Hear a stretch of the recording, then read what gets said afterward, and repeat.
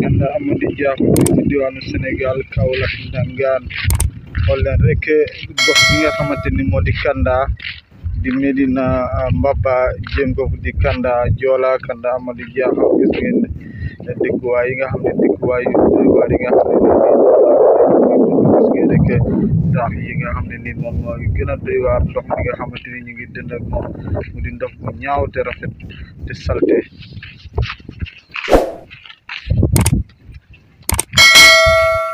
doomu aadama yi dund si biir si ngeen gis ni ñax mi nga xamante ni lu nekk xaj na ci ndox mu salte mi nga xam ne yéen a koy gis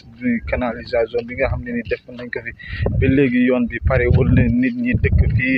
nawet bu jotee di buuju gis ngeen lii li nga xamante ne lii ngeen di gis ni daw yaram yi doomu aadama yi dëkk si biir maa ngi ñaan nguuru Sénégal mi nga xamante ni moo ñu jiite nañ bàyyi xel gëstu ñi nga xam ne ñoo fi dëkkee di Kanda Amadou Dia Medina Mbaba Kanda Joola